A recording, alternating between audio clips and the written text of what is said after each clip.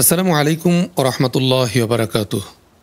বাংলাদেশের উদীয়মান অর্থনীতি বিষয়ক লেখক মোহাইমিন পাটোয়ারির গল্পে গল্পে অর্থনীতি বইটি আমরা শুনছিলাম। আজকে বইটির অষ্টম পর্বে আমরা শুনব ব্যাংক ব্যবস্থা। ব্যাংক। ছোট থাকতে রাঙ্গাবুবুর নিকট খুব ছোট্ট একটি কাঠের সিন্দুক ছিল। আমার জ্যাঠা শখ করে বুবুর জন্য এই সিন্দুকটি এনেছিল বিদেশ থেকে। সিন্দুকটিতে খুব শক্ত একটি তালা ছিল, যা চাবি ঘুরিয়ে খোলা বা বন্ধ করা যেত। বুবু সব সময় সিন্দুক তালা মেরে রাখতেন।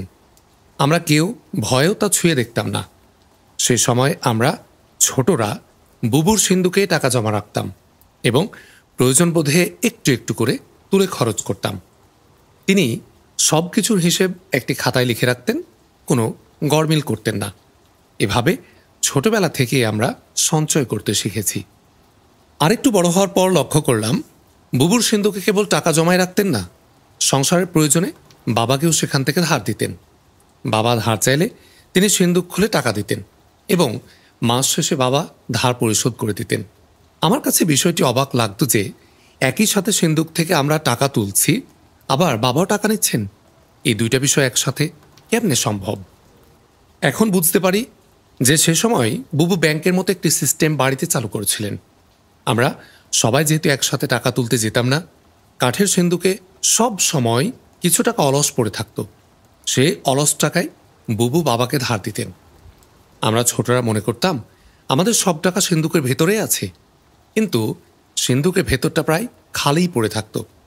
আমরা যেহেতু খুব অল্প অল্প করে টাকা তুলতাম, বুবু বুদ্ধি করে অল্প কিছু টাকা সবসময় সিন্দুকে রাখতেন। তাই আমরা কেউ খালি হাতে ফিরে যেতাম না, আবার বাবাও ঋণ নিতে পারতেন। বুবুর এই কার্যক্রম প্রাতিষ্ঠানিক পর্যায়ে এবং সুদের ভিত্তিতে হলে তাকে বলে ব্যাংক। ব্যাংক এক হাত দিয়ে মানুষের থেকে টাকা নেয় এবং আরেক হাত দিয়ে মানুষকে ঋণ দেয়। এই দুই দেওয়া নেওয়ার পার্থক্য থেকে সুদের হারের তফাতে লাভ করে। ইসলামী ব্যাংক। আপনি যখন সাধারণ একটি ব্যাংকের কাছে ঋণ নিতে যান, ব্যাংক তখন আপনাকে 20 লক্ষ টাকা দিয়ে শর্ত জুড়ে দেয় 30 লক্ষ টাকা ফেরত দিতে হবে। প্রতি বছর 6 লক্ষ টাকা করে 5 বছরে ফেরত দিলেই হবে। কিন্তু একই উদ্দেশ্যে আপনি যখন একটি ইসলামী ব্যাংকে যান, তখন তারা আপনাকে জিজ্ঞেস করে কি প্রয়োজনে ঋণ নিতে চান। আপনি হয়তো বলবেন একটি গাড়ি কিনতে টাকা প্রয়োজন।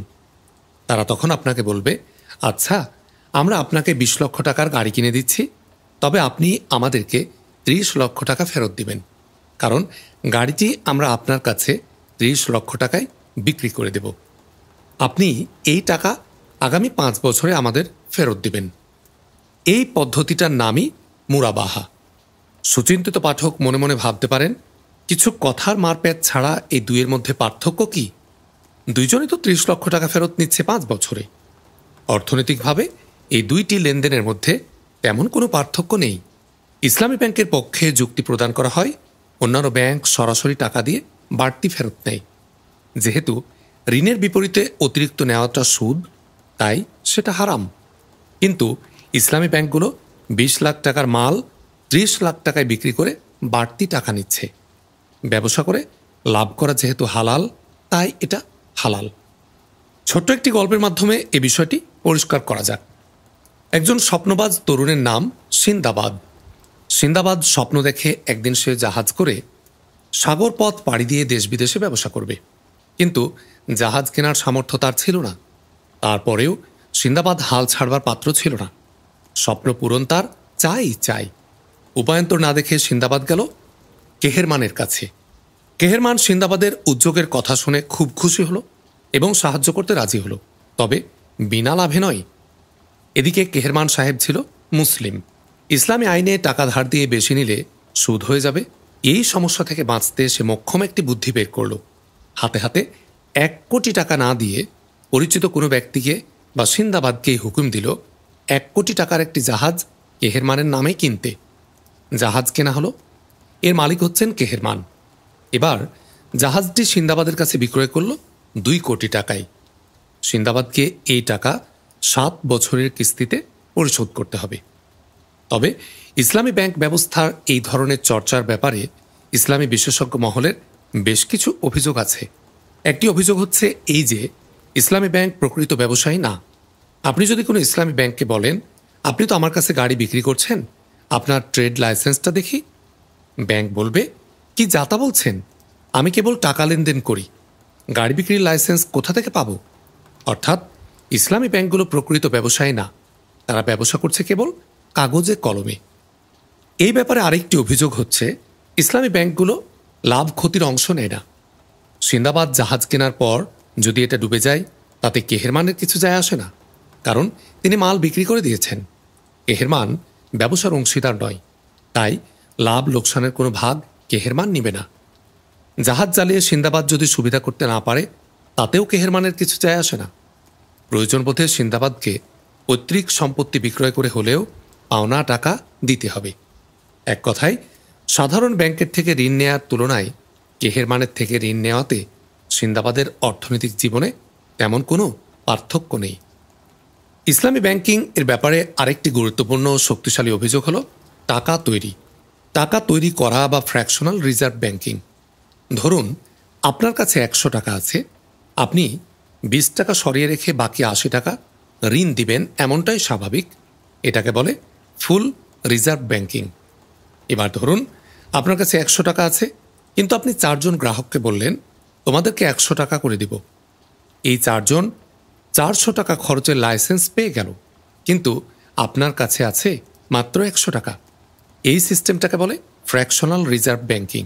অর্থাৎ এই ব্যবস্থায় আপনি এমন একটা টাকা বানালেন যেটার মালিক আপনি নিজেও না। ব্যাংক এই কাজ করতে পারে এবং এই হাওয়ায় টাকা সুদে আসলে সে ঋণ দিতে পারে। বলা চলে আধুনিক ব্যাংক ব্যবস্থা চলছেই ফ্র্যাকশনাল রিজার্ভ ব্যাংকিং নীতিতে। ইসলামী ব্যাংকও এর চর্চা করছে এবং নিজেও স্বীকার করেছে। বিশ্বব্যাংক। বিশ্বব্যাংক শব্দটি শুনলে আপনাদের মনে হতে পারে এটি বিশ্বের সবগুলো ব্যাংকের কেন্দ্রীয় ব্যাংক, কিন্তু এই ধারণাটি মোটেও সঠিক নয়। বিশ্বব্যাংক বিভিন্ন উন্নয়ন খাতে ঋণ প্রদানকারী একটি উন্নয়নমূলক ব্যাংক। এখানে আন্তর্জাতিক লেনদেন বা মুদ্রানীতি সংক্রান্ত কোনো কার্যক্রমই হয় না। এমনকি বিশ্বের বিভিন্ন দেশের কেন্দ্রীয় ব্যাংকের সাথেও এর কোনো সম্পর্ক নেই। সকল ব্যাংকের কেন্দ্রীয় ব্যাংক বলতে কিছু যদি থেকে থাকে তা হচ্ছে IMF। তাহলে বিশ্বব্যাংকের কাজ কি এবং এর নাম বিশ্বব্যাংক কেন? 1944 সালে ব্রেটন উডস সম্মেলনে the international bank for reconstruction and development IBRD বা আন্তর্জাতিক পুনর্গঠন ও উন্নয়ন ব্যাংক এবং ইন্টারন্যাশনাল মনিটারি ফান্ড IMF বা আন্তর্জাতিক মুদ্রা তহবিল নামে দুটি প্রতিষ্ঠান যাত্রা শুরু করে। IBRD এর লক্ষ্য ছিল দ্বিতীয় বিশ্বযুদ্ধ পরবর্তী ইউরোপের পুনর্গঠন। তাই IBRDর প্রথম ঋণ গ্রহণকারী দেশ ছিল ফ্রান্স। 1947 সালে ফ্রান্স IBRD থেকে $250 মিলিয়ন ঋণ গ্রহণ করে। সে সময় ইউরোপের অন্যান্য পিছিয়ে পড়া দেশসমূহকে সাহায্য করার পাশাপাশি IBRD আরেকটি উদ্দেশ্য ছিল মার্শাল প্ল্যান বাস্তবায়ন করা। সোভিয়েত ইউনিয়নের সাথে অর্থনৈতিক প্রতিযোগিতার অংশ হিসেবে পশ্চিমা দেশগুলোকে সমৃদ্ধ করা ছিল মার্শাল প্ল্যানের লক্ষ্য। তবে ধীরে ধীরে IBRD তাদের কার্যক্রম বিশ্বব্যাপী ছড়াতে থাকে এবং বর্তমান অবস্থায় রূপ নেয়। অন্যান্য যে কোনো ব্যাংকের মতো বিশ্বব্যাংকের থেকে সরকার চাইতে ঋণ নিতে পারে, এটা সম্পূর্ণ সরকারের ইচ্ছা। কিন্তু সমস্যা হচ্ছে বিশ্বব্যাংক ঋণ প্রদানের সাথে বিভিন্ন প্রকার শর্ত জুড়ে দেয়, যেমন নারী ক্ষমতায়ন, অর্থনীতি আন্তর্জাতিকরণ, দারিদ্র্য বিমোচন, মুক্তবাজার অর্থনীতি চালু ইত্যাদি। কোনো ঋণ গ্রহীতায় শর্ত পছন্দ করে না, সরকারও না। সেই হিসাবে বিশ্বব্যাংকের ঋণ কেউ নিতে চাওয়ার কথা না। তারপরেও উন্নয়নশীল দেশগুলো বিশ্বব্যাংকের থেকে ঋণ পেতে আবেদন করে, তার কারণ বিশ্বব্যাংকের ঋণে সুদের হার অনেক কম। এত অল্প সুদে ঋণ পাওয়া উন্নয়নশীল দেশগুলোর জন্য কষ্টকর। তাই সরকার বিশ্বব্যাংকের শর্তে রাজি হয়ে যায়। এভাবে বিশ্বব্যাংক তাদের মিশন বিশ্বজুড়ে বাস্তবায়ন করে। বিশ্বব্যাংক সরাসরি সরকারকে হাতে টাকা দেয় না, তারা কেবলমাত্র নিজেদের পছন্দসই প্রজেক্টে ঋণ দেয়। যেমন 2013 সালে বিশ্বব্যাংকের ঋণের সিংহভাগ ছিল সড়ক ও সেতু কেন্দ্রিক। তারপরে ছিল বিশুদ্ধ পানি, শিক্ষা, নারী অধিকার, মানব সম্পদ উন্নয়ন ইত্যাদি। যারা যারা এই খাতগুলোতে কাজ করে বিশ্বব্যাংক তাদেরকে ট্রেনিং এবং কনসালটেন্সি বা পরামর্শ সেবা প্রদান করে। আবার অনেক সময় বিশ্বব্যাংক তাদের নিজস্ব প্রজেক্ট বাস্তবায়ন করার প্রস্তাব দেয় সরকারকে। এর বিনিময়ে সরকারকে তারা সহজ শর্তে ঋণ দেয়। এছাড়াও বিশ্বব্যাংক বেসরকারি খাতে ঋণ দিতে পারে। সব মিলিয়ে বিশ্বব্যাংক হচ্ছে একটি ডেভেলপমেন্ট প্রতিষ্ঠান। এর পূর্ব নাম the international bank for reconstruction and development বা আন্তর্জাতিক পুনর্গঠন ও উন্নয়ন ব্যাংক ছিল বাস্তবতার সাথে অধিক প্রাসঙ্গিক। এই ব্যাংকের 189 সদস্য রাষ্ট্রের প্রত্যেকের ভোটাধিকার আছে। তবে আমেরিকার ভোটাধিকার একক সর্বোচ্চ এবং এখন পর্যন্ত বিশ্বব্যাংকের প্রেসিডেন্ট সবসময় আমেরিকা থেকেই হয়ে এসেছে। এবার আলোচনা করা যাক বিশ্বব্যাংক টাকা পায় কোথা থেকে। বিশ্বব্যাংক টাকা উত্তোলনের জন্য বাজারে বন্ড ছাড়ে। আরেকটি মজার ব্যাপার হচ্ছে আপনি চাইলে নিজেও বিশ্বব্যাংকের বন্ড কিনতে পারেন। তবে ঋণ বিফলে যাবার সম্ভাবনা খুব কম হওয়াতে এই বন্ডগুলোতে সুদের হার খুব কম থাকে।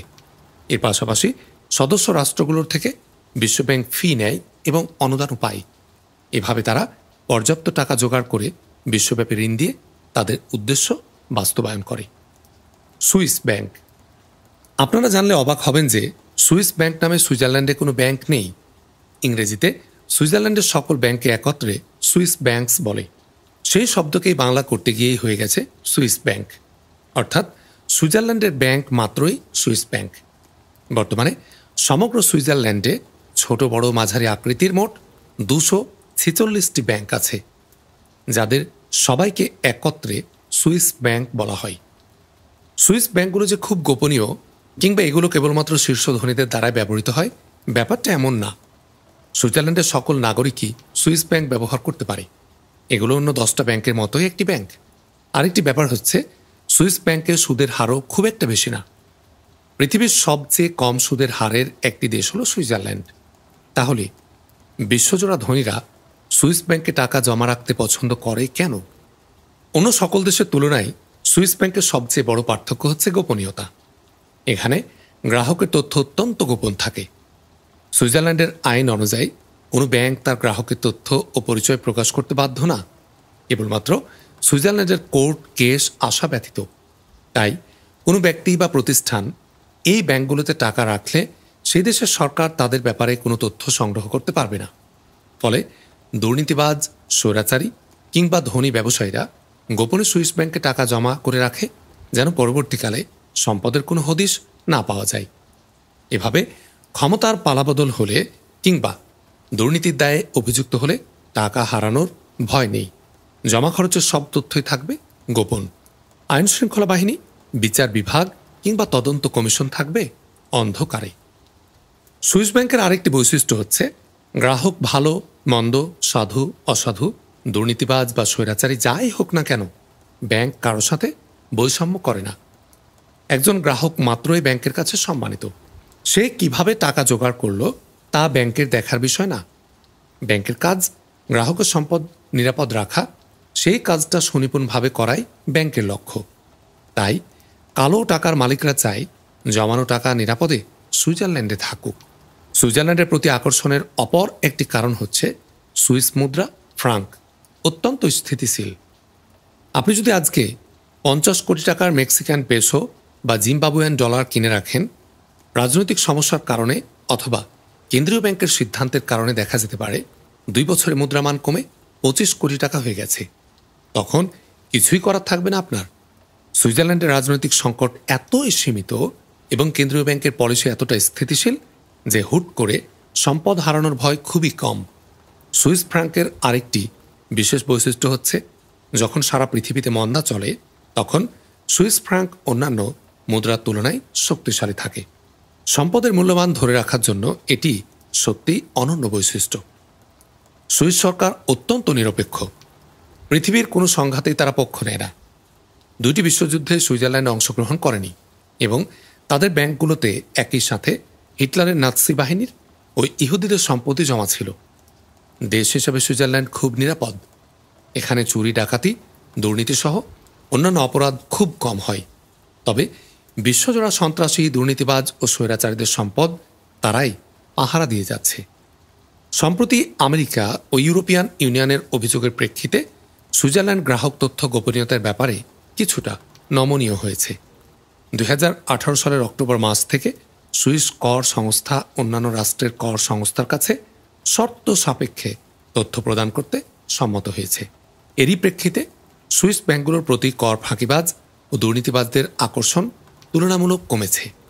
এদিকে পানামা, কেম্যান আইল্যান্ড কিংবা ব্রিটিশ ভার্জিন আইল্যান্ডের মতো দেশগুলোর ব্যাংকের প্রতি ধনী ও দুর্নীতিবাজদের আকর্ষণ বেড়েছে। অর্থনৈতিক ঝুঁকি, লেভারেজ। ঋণ হচ্ছে এমন একটি বস্তু যা ব্যবসা লাভ ও ঝুঁকি উভয়ই বৃদ্ধি করে দেয়। ছোট থাকতে পদার্থবিজ্ঞানের বইতে হয়তো পড়েছেন লাঠি ও পুলির বা লিভার গল্প পড়েছেন। সেখানে আপনারা দেখেছেন কিভাবে লাঠি ও পুলির সাহায্যে অল্প বল প্রয়োগ করে ভারী বস্তুকে তুলে ফেলা যায়। ব্যবসার জগতে ঋণ হচ্ছে এমনই একটি বস্তু। লাঠির দৈর্ঘ্য বৃদ্ধি করলে যেমন কম বল প্রয়োগ করে ভারী বস্তু তোলা যায়, ঠিক তেমনি ব্যবসায় ঋণের অনুপাত বৃদ্ধি করে মোট ঝুঁকি ও লাভের পরিমাণ বৃদ্ধি করা যায়। এভাবে অল্প পুঁজি খাটিয়ে একজন ব্যক্তি অনেক বড় অর্জন বা লোকসান করতে পারে। এজন্য ঋণ নেয়াকে ইংরেজিতে বলে লেভারেজ। পুরো বিষয়টি ব্যাখ্যা করতে একটি উদাহরণ টেনে আনা যাক। কোনো শিল্পের, যেমন পাট শিল্পের, একটি ব্যবসার লাভের হার মোট পুঁজির 15%। লাল মিয়া যদি 6 কোটি টাকা পুঁজিতে একটি কারখানা নির্মাণ করে, প্রতি বছর তার হাতে লাভ আসবে 90 লক্ষ টাকা, 6 গণিত 15 লক্ষ টাকা। কিন্তু লাল মিয়া যদি 1 কোটি টাকা পুঁজি এবং 5 কোটি টাকা ঋণ নিয়ে একই ব্যবসা করে, তাহলে হিসেবটা কেমন হবে? কেউ ঋণ নিয়ে ব্যবসা করুক কি নিজস্ব পুঁজিতে ব্যবসা করুক, 6 কোটি টাকার পুঁজি বিনিয়োগ করে নির্মিত কারখানা 90 লক্ষ টাকা রিটার্ন দেবে। কিন্তু মালিকপক্ষ কত টাকা পাবে তা অনির্দিষ্ট। এর জন্য সুদের একটি গুরুত্বপূর্ণ নিয়ামক। সুদের হার যদি হয় 10%, 5 কোটি টাকা ঋণে সুদ আসবে 50 লক্ষ টাকা। কিন্তু 90 লক্ষ টাকা রিটার্ন থেকে 50 লক্ষ টাকা সুদ নিয়ে লাল মিয়ার হাতে অবশিষ্ট থাকবে 40 লক্ষ টাকা। খেয়াল করে দেখুন, লাল মিয়ার নিজস্ব পুঁজি ছিল মাত্র 1 কোটি টাকা। তার মানে 1 কোটি টাকা বিনিয়োগ করে সে পাচ্ছে 40 লক্ষ টাকার রিটার্ন, 40% লাভ। কেবল এতটুকুই নয়, ব্যবসা যদি কোনো বছর 20% লাভ করে, সে বছর কারখানার রিটার্ন হবে 1.2 কোটি টাকা। সেখান থেকে 50 লক্ষ টাকা সুদ দেওয়ার পর অবশিষ্ট থাকবে 70 লক্ষ টাকা।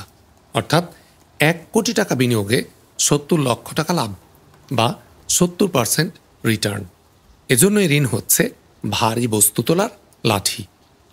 কিন্তু অর্থনীতির জগতে একটি বিখ্যাত প্রবাদ আছে, there is no such thing as a free lunch, অর্থাৎ বিনামূল্যে কোনো খাবার নেই। কিন্তু লাল মিয়া যে ঋণ নিয়ে এত টাকা লাভ করছে, তার মূল্য কি? খেয়াল করে দেখুন, ঋণ নিয়ে লাল মিয়া বাড়তি ঝুঁকি নিচ্ছে। কোনো বছর ব্যবসায় লোকসান হলে লাল মিয়াকে গুনতে হবে বাড়তি জরিমানা। যেমন কোনো বছর ব্যবসায় 8% লাভ হলে মোট 48 লক্ষ টাকা হাতে আসবে। সেখান থেকে সুদ দিতে হবে 50 লক্ষ টাকা। অর্থাৎ লাভের সম্পূর্ণ টাকা সুদে তো যাবেই, সাথে নিজ পকেট থেকে 2 লক্ষ টাকা দিতে হবে। কিন্তু তিনি যদি নিজ পুঁজিতে ব্যবসা করতেন, এত খেসারত দিতে হতো না। ধরা যাক কমলা 1 কোটি টাকা ব্যয়ে খুব ছোট্ট পরিসরে একটি কারখানা নির্মাণ করল। যেই বছর পাট ব্যবসা খারাপ যাবে, সেই বছর কমলা ও লাল মিয়া উভয়ের কারখানায় প্রায় 8% রিটার্ন দিবে। কিন্তু কমলা যখন 8 লক্ষ টাকা নিজের থলেতে পুরবে, লাল মিয়া তখন 2 লক্ষ টাকা জরিমানা গুনবে। দুইজনই তো 1 কোটি টাকা পুঁজি নিয়ে মাঠে নেমেছিল। তাহলে এত পার্থক্য হওয়ার কারণ কি?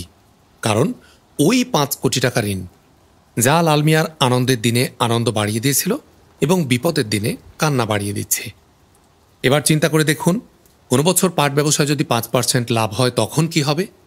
এক্ষেত্রে লাল মিয়াকে ব্যাপক লোকসান গুনতে হবে। কিন্তু কমলা ঠিকই 5 লক্ষ টাকা থলেতে পড়বে। ঋণ নেওয়ার আরেকটি ঝুঁকি হচ্ছে দেউলিয়া হয়ে যাওয়ার ভয়। কোনো কারণে পাট ব্যবসা 10% লোকসান করলে কারখানাকে মোট 60 লক্ষ টাকা লোকসান গুনতে হবে এবং 50 লক্ষ টাকা সুদ দিতে হবে। সব মিলিয়ে লাল মিয়ার দায় হবে 1 কোটি 10 লক্ষ টাকা। কিন্তু লাল মিয়ার পুঁজি ছিল মাত্র 1 কোটি টাকা। তার মানে সে সব কিছু খুইয়ে দেউলিয়া হয়ে যাবে। এদিকে কমলা মাত্র 10 লক্ষ টাকা লোকসান করবে, তাই তার হাতে 90 লক্ষ টাকা অবশিষ্ট থাকবে। এই হলো ঋণের ঝুঁকি। ফটকাবাজি বা স্পেকুলেশন। ফটকাবাজি শব্দটি শুনতে কিছুটা শ্রুতিকটু হলেও এর ব্যবহার সর্বজন বিদিত। দ্রুত ক্রয় বিক্রয়যোগ্য উপকরণ যেমন শেয়ার, বন্ড, মুদ্রা ইত্যাদির বাজার মূল্যের ওঠানামার সুযোগ কাজে লাগিয়ে টাকা উপার্জনের ঝুঁকিপূর্ণ উদ্যোগকে বলে ফটকাবাজি বা স্পেকুলেশন। সোজা বাংলায় কোনো বস্তুর অন্তর্নিহিত গুণ বিবেচনা করা ছাড়া, যেমন কোম্পানির শেয়ার ক্রয়ের ক্ষেত্রে সেই কোম্পানির সম্পদের পরিমাণ, বার্ষিক আয়, ব্যয় ইত্যাদি বিবেচনা না করে কেবলমাত্র বাজার মূল্যের গতি প্রকৃতি অনুমান করে টাকা নাড়াচাড়া করে লাভবান হওয়ার প্রচেষ্টাকে বলে ফটকাবাজি। স্পেকুলেশন বা ফটকাবাজির সাথে সত্যিকারের উৎপাদন বা বিনিয়োগের কোনো সম্পর্ক নেই। যারা ফটকাবাজি বা স্পেকুলেশন করে তাদেরকে বলে ফটকাবাজ বা স্পেকুলেটর। আপনারা অনেকেই বুঝে বা না বুঝে ফটকাবাজি করছেন। প্রকৃতপক্ষে আপনি একা নন, বড় বড় ব্যাংক এবং বিনিয়োগকারী প্রতিষ্ঠান নিয়মিত কোনো না কোনোভাবে ফটকাবাজি করছে। বর্তমানে একটি ব্যাংক কিংবা বিনিয়োগকারী প্রতিষ্ঠানের হাতে প্রচুর টাকা অলস পড়ে থাকে। তারা এই টাকাগুলোকে বেকার ফেলে না রেখে স্বল্পমেয়াদী কিছু প্রজেক্টে খাটিয়ে অধিক লাভ করার সুযোগ খোঁজে। তাই পৃথিবীর বিভিন্ন দেশের মুদ্রার দাম, খনিজ সম্পদের, জ্বালানি তেল, গ্যাস, স্বর্ণ ইত্যাদির বাজার মূল্যের উঠানামাকে কেন্দ্র করে তারা রাত দিন বাজি ধরতে থাকে। এটি একটি জিরো সাম গেম, অর্থাৎ কেউ হারলেই কেবল অপরজন জিতে, তাই যোগফল শূন্য। শুধু বড় বড় প্রতিষ্ঠানগুলোও নয়, ছোট ও মাঝারি আকৃতির অসংখ্য ব্যক্তি ও প্রতিষ্ঠান বিশ্বের আনাচে কানাচে রাত দিন স্পেকুলেটিভ লেনদেন করতে থাকে। অর্থনীতির প্রতিটি খাত, জ্বালানি তেল, খাদ্যশস্য, নিত্য প্রয়োজনীয় দ্রব্য, এমনকি ঘর বাড়ি পর্যন্ত ফটকাবাজি বা স্পেকুলেশনের বাহিরে নেই। এই স্পেকুলেটররা পণ্যমূল্যের গতি প্রকৃতির উপর সজাগ দৃষ্টি রাখে এবং প্রতিটি মূল্য পরিবর্তন থেকে লাভ করার চেষ্টা করে। তাই কোনো পণ্যের দাম বৃদ্ধি বা হ্রাস পাওয়ার সাথে সাথে সবাই লেনদেনে আগ্রহী হয়ে ওঠে। তারা যদি মনে করে এই পণ্যের দাম ভবিষ্যতে বৃদ্ধি পাবে, সেই পণ্য কিনতে সবাই হুমড়ি খেয়ে পড়ে। চাহিদা বৃদ্ধি পেলে যেহেতু দাম বৃদ্ধি পায়, ফটকাবাজরা যেই পণ্যটি নিয়ে মেতে ওঠে তার দাম আকাশে রওনা দেয়। ছোট থাকতে আপনারা হয়তো সাবানের গুঁড়ো পানিতে মিশিয়ে বুদবুদ বানিয়ে খেলেছেন। এই খেলায় সাবানের পানিতে ফু দিলে বুদবুদের ফটকা সৃষ্টি হয় এবং ফু যতক্ষণ চলতে থাকে ততক্ষণ ফটকার আকৃতিও বড় হতে থাকে। একইভাবে ক্রয় বিক্রয়যোগ্য পণ্য নিয়ে যখন ফটকাবাজদের আগ্রহ সৃষ্টি হয়, সেই পণ্যটির দামও বৃদ্ধি পেতে থাকে। ফটকার ভেতরে যেমন বাতাস ছাড়া আর কিছুই থাকে না, ঠিক তেমনই এই ধরনের পণ্যমূল্য বৃদ্ধির সাথে অন্তর্নিহিত গুণাবলী যেমন পণ্যের উপযোগিতা, চাহিদা, ক্রয় ক্ষমতা ইত্যাদির কোনো সম্পর্ক নেই। মূল্য বৃদ্ধি হয় ব্যর্থত, চাকচিক্যময় কিন্তু অন্তঃসারশূন্য।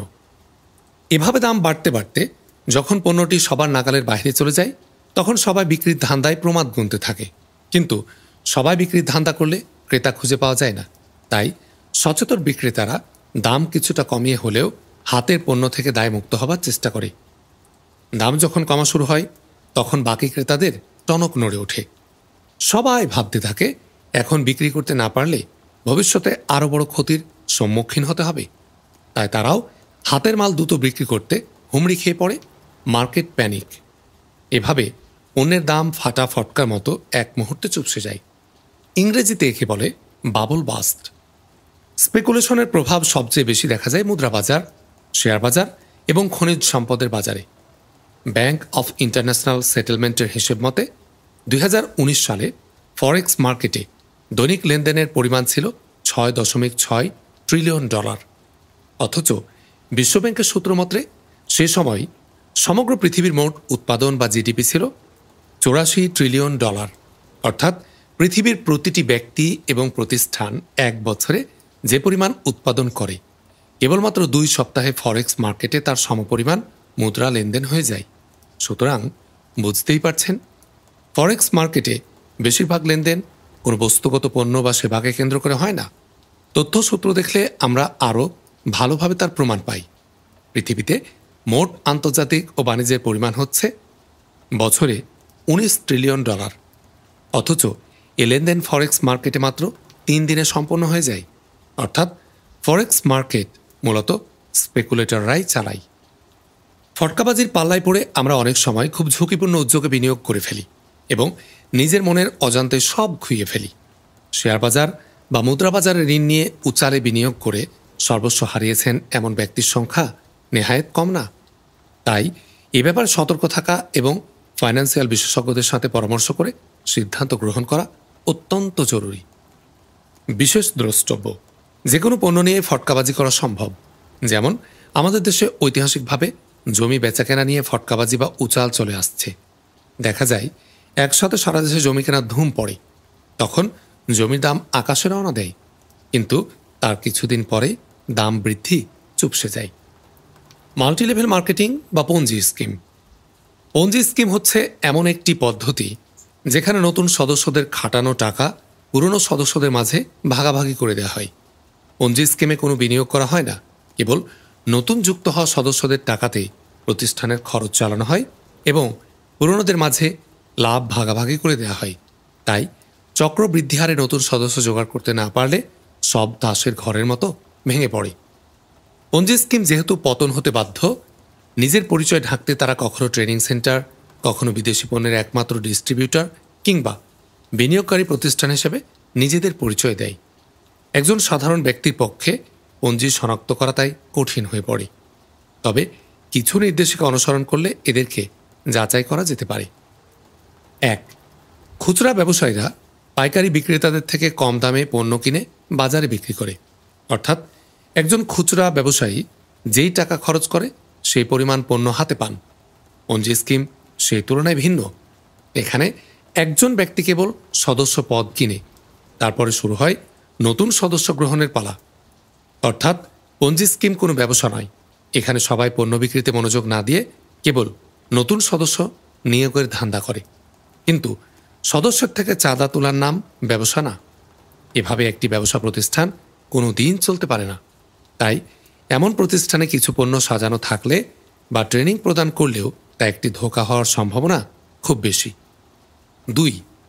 পঞ্জি স্কিম কর্তৃপক্ষ অনেক সময় দাবি করে তারা ডিস্ট্রিবিউটর হিসেবে আপনাকে নিযুক্ত করতে যাচ্ছেন এবং এর বিনিময়ে আপনাকে এন্ট্রি ফি দিতে হচ্ছে, কিন্তু হকার পর্যায়ে কেউ ডিস্ট্রিবিউটর নিয়োগ করে না। কতটি পণ্যের বিপরীতে কতজন ডিস্ট্রিবিউটর নিয়োগ করতে হয় তার একটি ভারসাম্য আছে। এমন যদি হয় ছাত্রের তুলনায় এজেন্ট বেশি কিংবা পণ্যের তুলনায় সেল এজেন্ট অত্যধিক বেশি, তাহলে স্কিমটি পঞ্জি হওয়ার খুব সম্ভাবনা আছে। বিষয়টি ঢাকতে অনেক সময় বলা হয় মাল গোডাউনে আছে, আগে ডিস্ট্রিবিউটর নিয়োগ করে পরে পণ্য বিক্রি করা হবে, বা এখন এজেন্ট বেশি পরে ছাত্র ও ট্রেনার আসবে ইত্যাদি। এমন প্রতারণাপূর্ণ ফাঁদকে সতর্কভাবে এড়িয়ে যেতে হবে। বিশেষ করে আপনাকে যদি বলে নতুন এজেন্ট ডিস্ট্রিবিউটর নিয়োগ করতে হবে, কারণ এজেন্টের দায়িত্ব এজেন্ট নিয়োগ করা না, তার দায়িত্ব মাল বিক্রি করা কিংবা ছাত্র জোগাড় করা। কেবলমাত্র পঞ্জিতে এক এজেন্ট আরেক এজেন্টকে নিয়োগ করতে অন্যে হয়ে ঘুরে। 3.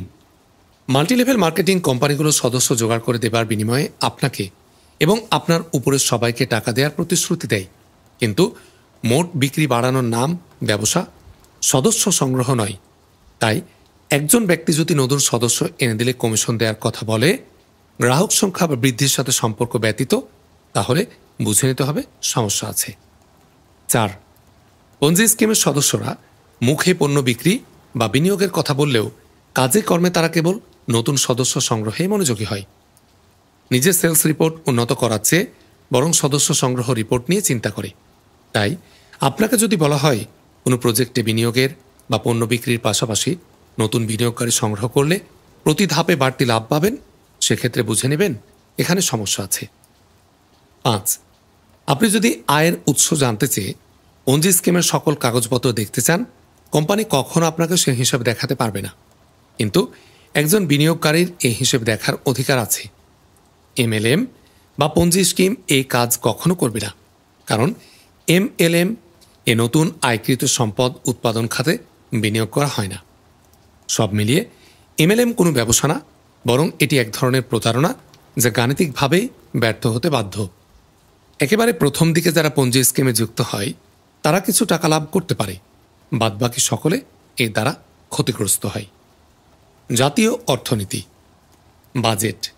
একজন হতদরিদ্র ভিক্ষুক প্রতিদিন যে টাকা আয় করে তার সবটাই ব্যয় করে ফেলে। সেজন্য তার বাজেটের প্রয়োজন হয় না। সে কম টাকা আয় করলে কম ব্যয় করে এবং বেশি টাকা আয় করলে বেশি ব্যয় করে। বাজেট বলতে তার জীবনে কোনো ধারণা নেই। সে তুলনায় একজন স্বাবলম্বী দিনমজুরের হিসেব ভিন্ন। সে প্রতি মাসে গড়পড়তা 15 দিন কাজ করে। ওই 15 দিনের আয়ে সারা মাস চলতে হয়। হাতে পাওয়া টাকা সাথে সাথে যদি ভোগ করে ফেলে, সে বাকি 15 দিন সংসার চালাতে পারবে না। হয় তাকে বারবার ঋণ নিতে হবে, অথবা মানুষের কাছে হাত পাততে হবে, কিংবা মাসের 30 দিনই কাজ করতে হবে, যা অসম্ভব। তাই সম্পূর্ণ আয় খরচ করে ফেলা তার জন্য সমীচীন না। 15 দিনের আয়ে তাকে হিসেব করে 30 দিন চলতে হবে। মোদ্দা কথায় তাকে বাজেট নির্ধারণ করতে হবে। এবারে আলোচনা করা যাক একজন চাকরিজীবীর কথা। তিনি সারা মাস কাজ করে একদিন বেতন পান। এই একদিনের আয় তাকে 30 দিন চলতে হয়। তিনি যদি টাকা হাতে পাওয়ার সাথে সাথেই শহরের সবচেয়ে অভিজাত রেস্তোরাঁয় খেতে যান, বাজারের সবচেয়ে দামি পোশাক কিনে ফেলেন, অথবা বিদেশে ঘুরতে যান, তাহলে তাকে বাকি দিনগুলোতে অর্ধাহারে, অনাহারে কিংবা ধার দেনা করে চলতে হবে। তাই তার জন্য উচিত হবে প্রতিদিন তিনি কী পরিমাণ ব্যয় করছেন এবং কী পরিমাণ আয় করছেন তার হিসেব রেখে নিজের উপর নিয়ন্ত্রণ রাখা। কোনো মাসে বেশি ব্যয় হলে, যেমন বাড়িতে অনুষ্ঠান থাকলে পুরনো সঞ্চয় ভেঙে চলতে হয় বা ঋণ নিতে হয়, এভাবে আগের পরের হিসেব বুঝে বাজেট নির্ধারণ করতে পারলে জীবন সুন্দর হয়। সব মিলিয়ে বাজেটের হিসাব করা একজন চাকরিজীবীর জন্য আরও গুরুত্বপূর্ণ। ঠিক তেমনি করে দেশের সরকারের জন্য বাজেট নির্ধারণ করা গুরুত্বপূর্ণ। সরকার বিভিন্ন খাত থেকে সারা বছর আয় করে এবং এ আয় নানা খাতে ব্যয় করে। বছরের কিছু মাসে সরকারের আয় থাকে বেশি, কর মৌসুমের সময় আবার কিছু মাসে আয় থাকে কম। এসব হিসেব নিকেশ করে সংখ্যাগুলোকে গুছিয়ে পেশ করার নামই বাজেট। আমাদের সাথে সরকারের পার্থক্যের একটি জায়গা হচ্ছে, ব্যক্তির আয়ের মতো সরকারের আয় সংকীর্ণ না। সরকার চাইলে এই কর বৃদ্ধি করে নিজের আয় বৃদ্ধি করে ফেলতে পারে, যা ব্যক্তি পর্যায়ে অসম্ভব। আরেকটি ব্যাপার হচ্ছে, সরকার খুব কম সুদে ঋণ নিতে পারে এবং অভ্যন্তরীণ উৎসের পাশাপাশি বিদেশ থেকেও ঋণ নিতে পারে। এই কারণে কিছু ক্ষেত্রে ঋণ বৃদ্ধি করে করের হার কম রাখলে তা কল্যাণকর হতে পারে। ব্যক্তি পর্যায়ে এই বিষয়টি প্রযোজ্য না। তবে এত বড় পর্যায়ে ঋণ নিতে প্রয়োজন হয় দীর্ঘ পরিকল্পনার। আমাদের মতো মন চাইলেই সরকার ডাইনে বাঁয়ে ঘুরে এক রাতের মধ্যে ঋণের ব্যবস্থা করে ফেলতে পারে না। তাই একজন ব্যক্তির তুলনায় একটি দেশের বাজেট অনেক জটিল এবং গুরুত্বপূর্ণ। সবশেষে জনগণের থেকে চাঁদা তুলে কি কি ব্যয় করা হবে তা কিন্তু জনগণের অনুমতি ছাড়া করা যায় না। কারণ আমরা আমাদের নিজেদের টাকার সর্বোত্তম ব্যবহারের জন্য সরকারকে দায়িত্ব দেই। এই টাকাটা যেহেতু আমাদের এবং সরকার আমাদের পক্ষ হয়ে ব্যবহার করছে, তাই বাজেট করার জন্য আমাদের সবার অনুমতি লাগে। দ্বিতীয়ত, সরকারের বাজেট আমাদের সবার জীবনকে প্রভাবিত করে। পঞ্চগড়ের একজন কৃষকের বাজেট কুমিল্লার একজন শিক্ষকের জীবনকে প্রভাবিত করে না। কিন্তু সরকারের ব্যাপারটা ভিন্ন। কর, শুল্ক, অবকাঠামো উন্নয়ন ইত্যাদির প্রভাব থেকে আমরা কেউই মুক্ত নই। তাই সরকারি বাজেট অনুমোদন করতে আমাদের সবার অনুমতি লাগে। তৃতীয়ত, আপনার আমার মতো সরকার নিজের উন্নতির জন্য ব্যয় করে না। সরকারের গ্রাহক হচ্ছে জনগণ এবং তাদের কল্যাণের স্বার্থে সরকার কাজ করে। তাই জনগণের অনুমতিতেই বাজেট পাস হয়। তবে প্রতি বছর গণভোট আয়োজন করে বাজেট পাস করার মতো ব্যয়বহুল কাজটা কেউ করে না। বরং আমরা প্রত্যেকে আমাদের নিজ নিজ এলাকা থেকে একজন প্রতিনিধি সংসদ সদস্য নির্বাচিত করি এবং তারা আমাদের পক্ষ হয়ে ভোট দিয়ে বাজেট পাস করে। অর্থমন্ত্রী সংসদ সদস্যদের সামনে, প্রকৃতপক্ষে সমগ্র জাতির সামনে বাজেট পেশ করে এবং জাতির প্রতিনিধিরা তা যাচাই বাছাই করে পছন্দ হলে পাশের পক্ষে ভোট দেয়। কোনো বাজেট পাস না হলে তা সংশোধনের জন্য পাঠানো হয় এবং পুনরায় জাতির সামনে পেশ করা হয়। বাজেট পাস হবার পরে সরকার কর ও শুল্ক আদায় করে এবং পরিকল্পনা মাফিক ব্যয় করতে থাকে। কিন্তু সব সময় তা হয়ে ওঠে না। আয়ের থেকে ব্যয় বেশি হলে সরকারকে ঋণ নিতে হয়। আবার কোনো বছর ব্যয়ের থেকে আয় বেশি হলে পূর্বের ঋণের শোধ করতে হয় অথবা সঞ্চয় করা হয়। কেন্দ্রীয় ব্যাংকের সঞ্চয় বা ফরেক্স রিজার্ভের সাথে বাজেটের উদ্বৃত্তির বা সরকারি সঞ্চয়ের কোনো সম্পর্ক নেই। এই দুইটি বিষয় সম্পূর্ণ ভিন্ন। বেকারত্ব। একটিমাত্র দেশের জন্য কর্মসংস্থানের অভাব বলে কিছু নেই, আছে কেবল যোগ্যতার অভাব। অর্থাৎ কোনো দেশের জনসংখ্যা কত বেশি বা কম হবে তার সাথে বেকারত্বের স্থায়ী কোনো সম্পর্ক নেই।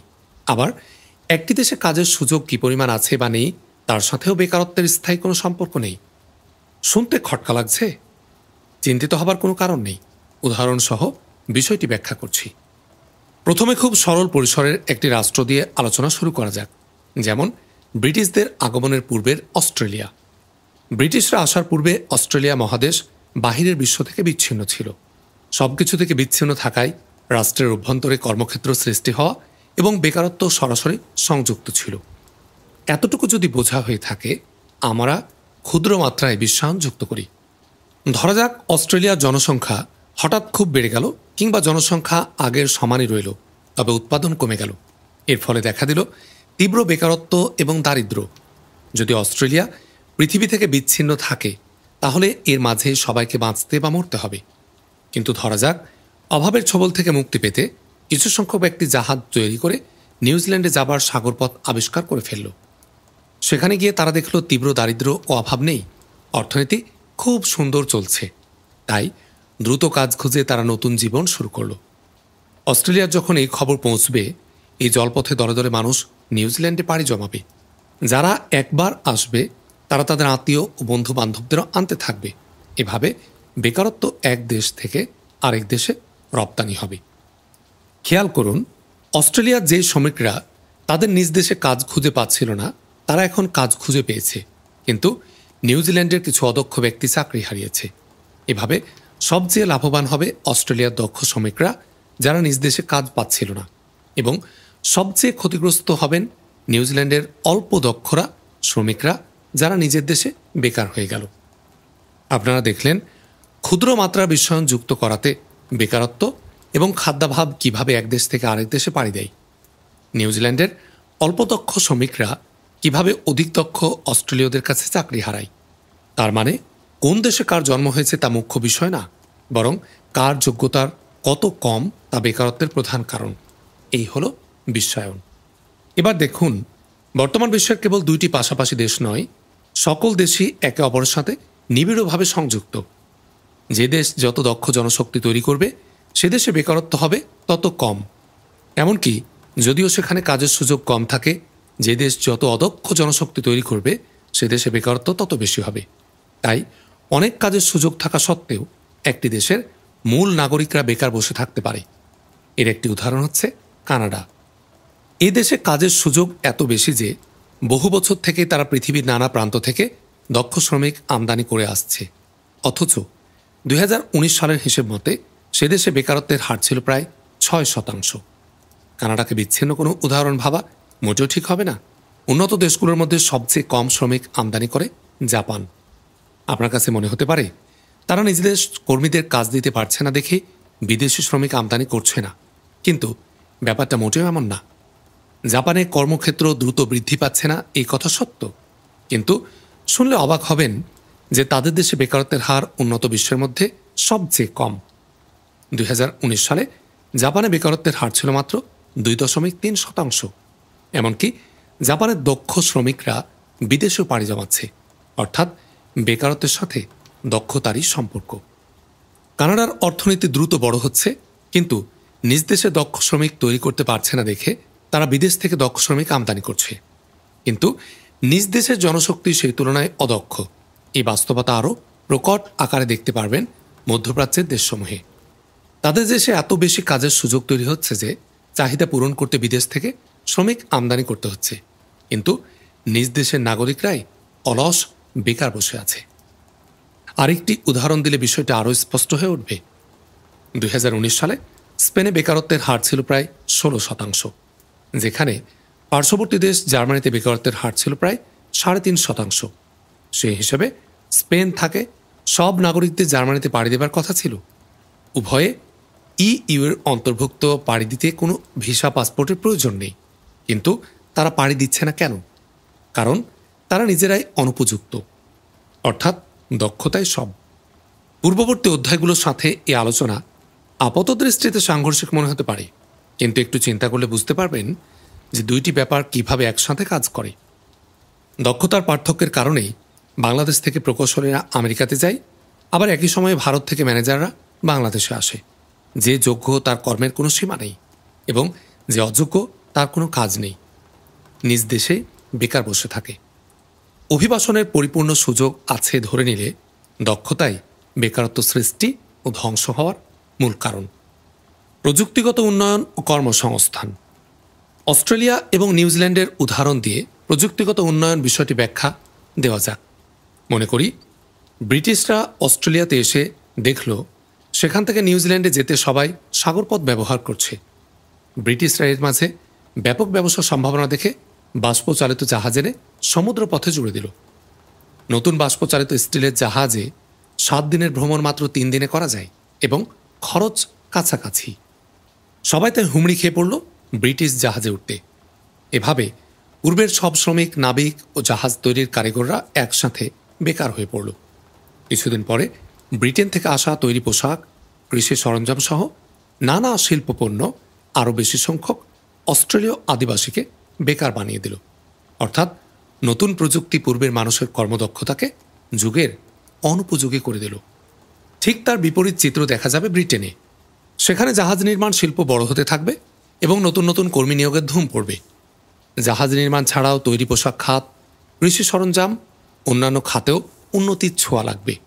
এইভাবে উন্নত প্রযুক্তি ব্রিটিশ জাতিকে দক্ষ ও সমৃদ্ধ করে দেবে। ইতিহাসের পাতা ঘুরলে আমরা দেখতে পাই একসময় যাতায়াতের জন্য আমাদের দেশে গরুর গাড়ি, ঘোড়ার গাড়ি, নৌকা ব্যবহৃত হতো। এই যানবাহনগুলো তৈরির শ্রমিকরা দেশেই ছিল, তারা এই কাজে ছিল দক্ষ। তাছাড়া গাড়ি তৈরির কাঁচামাল যেমন কাঠ, বাঁশ, পাট ইত্যাদিও দেশেই উৎপাদিত হতো, এবং গরু ঘোড়াও দেশে পালন করা হতো। কিন্তু বর্তমানে আমরা যাতায়াতের জন্য bus, truck, CNG, private car, train ইত্যাদি ব্যবহার করছি। এই যানবাহনগুলো চলে ইঞ্জিনে, কিন্তু বাংলাদেশে ইঞ্জিন তৈরি করে না। ইঞ্জিন কিনে যানবাহন তৈরি করার মতো প্রযুক্তিও আমাদের নেই। তাই আমাদেরকে গাড়ি ও ট্রেন আমদানি করতে হয়।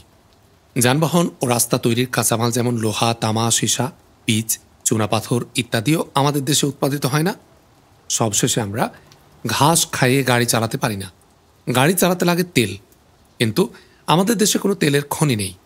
এভাবে পশ্চিমা প্রযুক্তির আগমনে আমাদের দেশের বড় একটি অংশ বেকার হয়ে পড়েছে। কিন্তু এই সময়ে প্রযুক্তিগত উন্নত রাষ্ট্রগুলো ধনী হয়ে গেছে। খনিজ সম্পদে সমৃদ্ধ রাষ্ট্রগুলো যেমন কাতার একই সময় অত্যন্ত ধনী হয়ে গেছে। অর্থাৎ প্রযুক্তি এসে একটি দেশকে বেকার ও দরিদ্র করে দিতে পারে, এবং একই সময়ে অপর দেশকে সমৃদ্ধ করে দিতে পারে।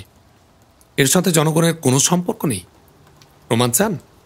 1800 সালের দিকে ব্রিটেনের জনসংখ্যা বৃদ্ধির বর্তমান বাংলাদেশ থেকে অনেক বেশি ছিল, কিন্তু তাদের বেকারত্ব সমস্যা ছিল না। বর্তমান বিশ্বের দিকে যদি আমরা তাকাই তাহলে দেখতে পাব পশ্চিমা বিশ্বের দেশগুলো আমেরিকাতে জনসংখ্যা বৃদ্ধির হার তুলনামূলক বেশি, কিন্তু সে দেশে বেকারত্বের হার অন্যান্য পশ্চিমা দেশগুলোর তুলনায় কম। তার কারণ কি?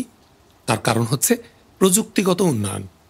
প্রযুক্তির শীর্ষে থাকা আমেরিকাতে এত কর্মসংস্থান সৃষ্টি হয় যে তাদেরকে বিদেশ থেকে দক্ষ শ্রমিক আমদানিও করতে হয়।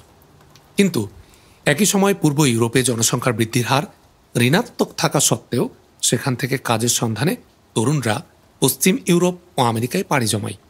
তাই বেকারত্ব নিরসনে প্রযুক্তিগত বিদ্যা অনেক বড় ভূমিকা পালন করে। টিকা, কর্মদক্ষতা।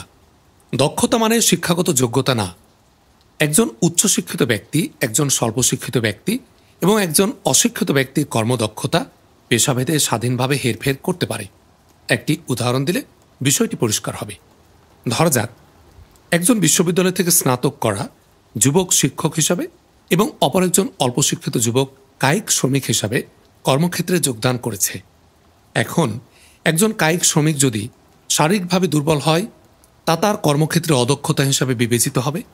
অপরপক্ষে একজন শিক্ষক যদি ভালো পাঠদান করতে না পারেন এবং নিজ বিষয়ে জ্ঞান না রাখেন সেগুলো তার অদক্ষতা হিসাবে বিবেচিত হবে। শিক্ষকের জন্য শক্তিশালী হওয়াটা খুব একটা জরুরি না, আবার কায়িক শ্রমিকের জন্য শিক্ষিত হওয়াটা খুব একটা জরুরি না। তাই শারীরিক শক্তি বৃদ্ধি করিয়ে একজন শিক্ষককে কিংবা ইতিহাস পাঠ করিয়ে একজন শ্রমিককে দক্ষ বানানো সম্ভব না। লক্ষ্য করে দেখবেন বাংলাদেশ থেকে অল্প শিক্ষিত শ্রমিকরা মধ্যপ্রাচ্য ও ইউরোপে কাজের সন্ধানে পাড়ি জমাচ্ছে। কিন্তু শিক্ষিত যুবকরা দেশে বেকার বসে আছেন।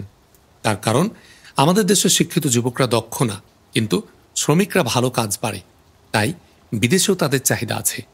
কিন্তু শিক্ষিত যুবকরা বিদেশে কাজ পাওয়া তো দূরে থাক, দেশের শ্রম বাজারে প্রবেশ করতে পারছে না। এমনকি বিদেশ থেকে দক্ষ ব্যক্তি আমদানি করতে হচ্ছে প্রতি বছর। আলহামদুলিল্লাহ, বইটির ৮ম পর্ব এখানে আমরা শেষ করছি।